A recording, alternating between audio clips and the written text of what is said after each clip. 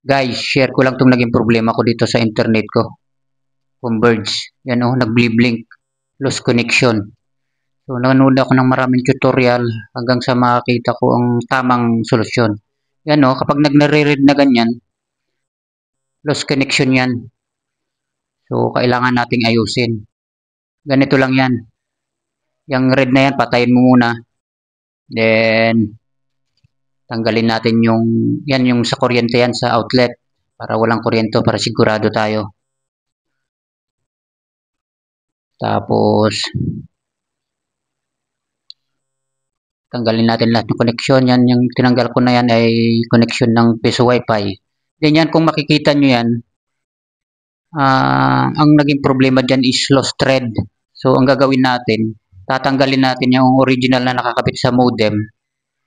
Tapos, ida-direct natin para makita natin kung lost connection nga ba.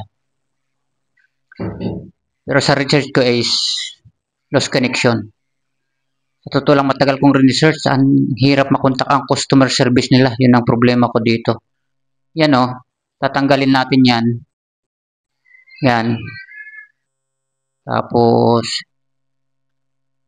tanggalin rin natin yan. Tanggalin natin. Kasi parang extension lang yan eh. Yan.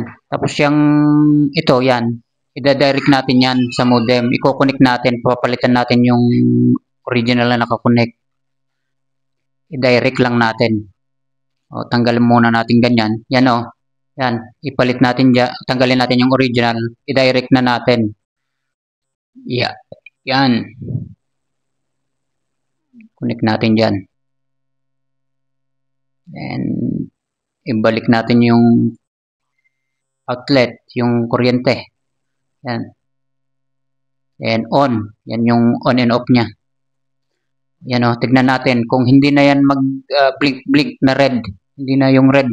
Hindi na mag-blink. Yellow na. Ay effective na.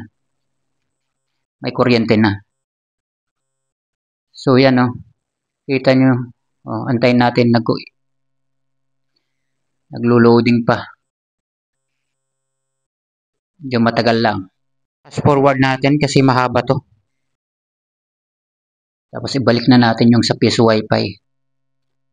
Yung connection ng piso wifi. So, matagal lang talaga. Oh, yan oh. Makita nyo. Huwag kang mag-red. Oh, yan. Wala na yung red na nagbi-blink dyan. Pag may nakita kayong nagbi-blink na red doon sa letter na LOS, ibig sabihin, no internet connection yan. So, tignan nyo. Wala na siya. Hindi na nagbi-blink.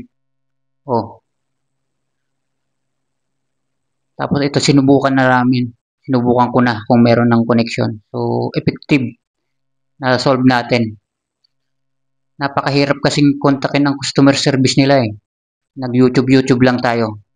So, isinishare ko lang to para sa mga tulad namin na ma-experience ng ganito.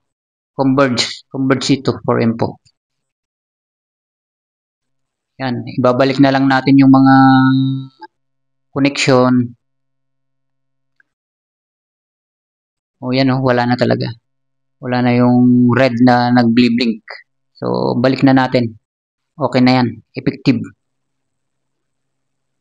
Ibalik lang yung mga connection niya. So, yan mga idol. Sana may natutunan kayo kahit kwan. Para kapag na-experience yung ganito, ay kaya nyo nang isolve sa kahit kayo lang. Thank you!